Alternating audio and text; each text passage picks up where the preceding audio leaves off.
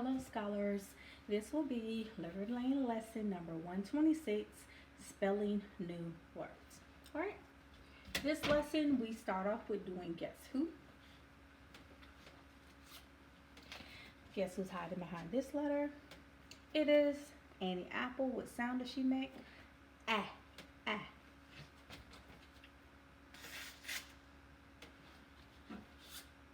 And what letter does Annie hide behind? She hides behind the letter A. Okay? Guess who's hiding behind this letter? It is Bouncy Ben. What sound does he make? B, b. What letter does he hide behind? B.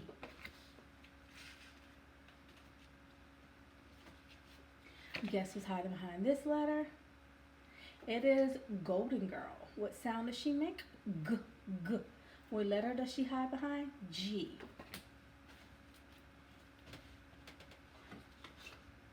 Guess who's hiding behind this letter? It is Harry Hatman. What sound does he make? What letter does he hide behind? H. Guess who's hiding behind this letter? It is Impy Ink. What sound does Impy make? I, I. What letter does he hide behind? I.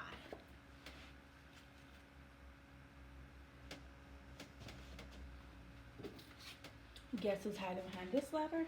It is Oscar Orange. What sound does he make? Ah, ah. What letter does he hide behind? O.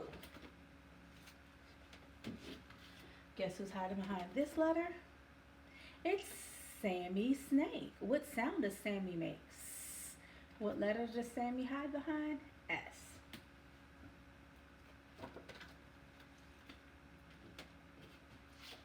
Guess who's hiding behind this letter? Talking Tess. What sound does she make? T, t. What letter does she hide behind? T. All right. Who's hiding behind these letters? Clever Cat and Harry Hatman. They make up the CH diagram. They make the sound ch, ch. Who's hiding behind these letters? Clever Cat and Kicking King. They make the sound k, k. They make up the CH diagram. Did I say Harry Hatman and Clever Cat? I'm not sure. Okay. And here with these diagrams here, we have who's hiding behind these. It is Talking Tess and Harry Hatman. They make up the TH diagram. This one where Harry has his hands covering his ears is the whisper. The whisper. And then here where he's pointing to thunder, it's more of a you're saying it with more emphasis, where you're saying th, th, th. All right. So two pronunciations with the TH diagram. One is more of a th, th, th, and a whisper with the words like thick and thin and thing. And then when I say words like that and then and this, it's more emphasis put on the sound and not a whisper. Okay? Both still to TH. Alright, now I didn't create that portion of Letterland. To me, I feel that it's a little confusing for 5 and 6 year olds, but however, the creators of Letterland thought it was beneficial for me to share that with you. So trying to show the difference in the pronunciation between the two sounds that TH makes. Parents, if you had any questions. All right. So now we are going to spell some words here, some written words. All right. So the first word I would like to spell, and I'm actually going to use my small board today. I want to do some written word spelling, and the word is got, g. I need Golden Girls, G, ah, Oscar Orange, ah, and Talking Tess, got. got. And I'm actually going to go a little bit smaller so that I can fit more words on there. Got. Got. All right. The next word I'm going to write and spell is map. Map. M-app. Much of mice. M-a-p.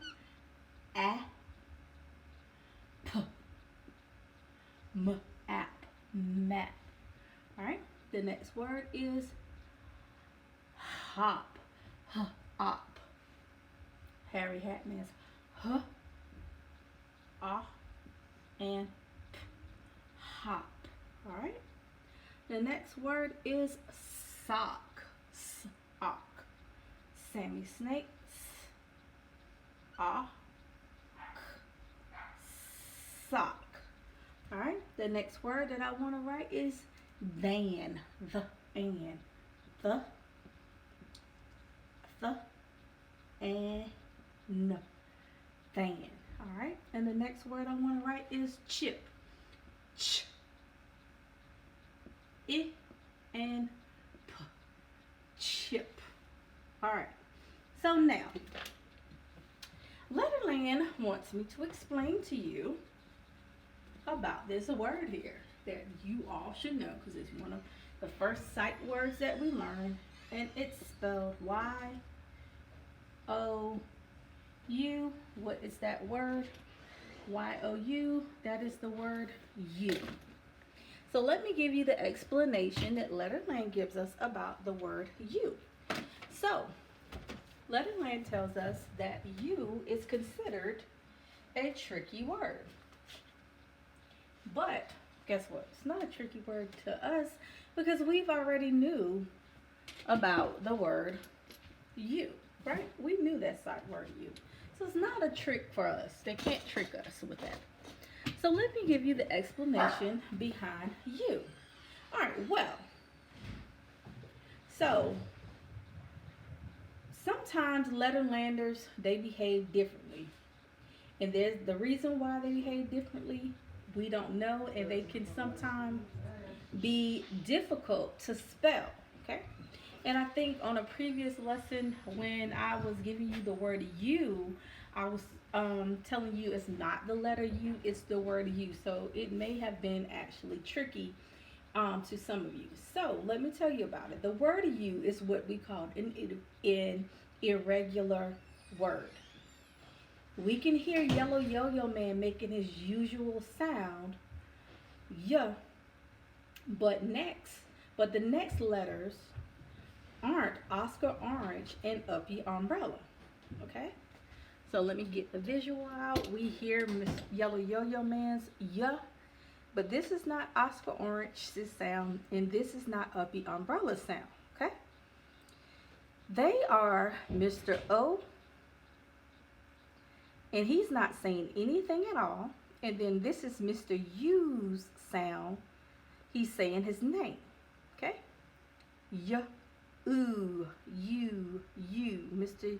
U is saying his name. We have Mr. O here, but we don't hear his sound at all. So it is considered being an irregular word or a tricky word. So you hear yeah, ooh, you for you. All right. Now, here's another tricky word.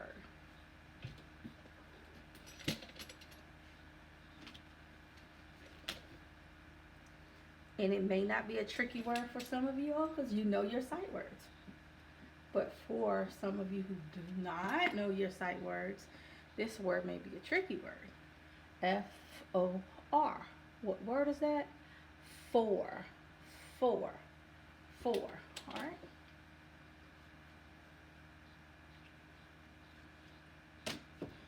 All right, we can hear Firefighter Fred making his sound, right? But Oscar Orange has been captured by Red Robot. And we'll learn a little later on in some lessons why Red Robot captured some of our vowels in our vowel men. So in this particular word, for, Red Robot has captured Oscar Orange. And um and Oscar Orange is behaving, I mean not Oscar Orange, Red Robot is behaving badly. And when we learned about Red Robot before, we knew that he's quite a rascal because he likes to take things that doesn't belong to him. And sometimes he's called a robber because he likes to take things that's not his. All right, so he's not behaving very nicely. All right, so you don't hear Oscar Orange's sound. You hear Red Robot because Red Robot has stolen Oscar Orange's sound. So you hear for. So Red Robot's sound is a little bit louder than Oscar Orange's sound because Red Robot has captured him and has tried to steal his sound. So you hear Firefighter Fred, and then you hear Red Robot's roar at the end, and you don't really hear Oscar Orange in the middle because Red Robot is being a rascal and he has captured Oscar Orange and has stolen his sound, and you hear for. Okay. All right. So now you have a sentence that you are going to build today, and you have it as a part of your task. So let me put the sentence up, and it says, is this is a picture of a cap, correct? Not a hat, but a cap.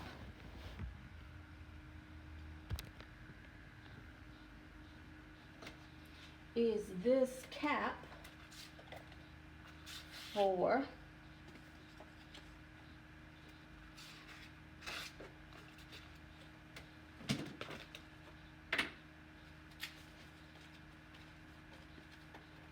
you?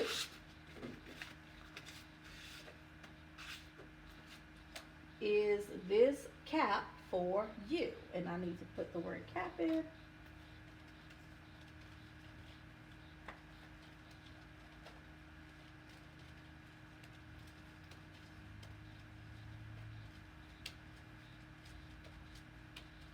Where did I know I took it out? Where did I put it? Oh, it's right here. Wow. Is this cap for you? Let's read it. Is this cap for you? Is the cap for you?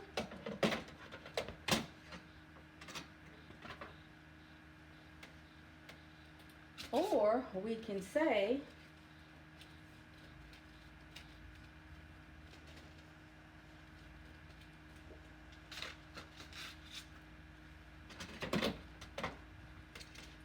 is this cap for me?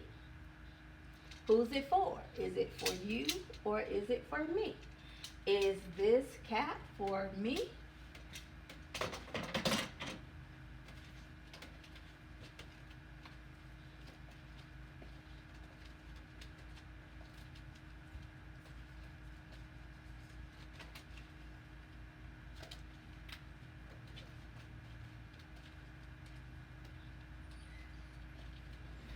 Yes, this cap is for me. Yes, this cap is for me. And that's not a question. It's a statement, so a period goes at the end. Yes, this cap is for me. Or I can say, no, this cap is for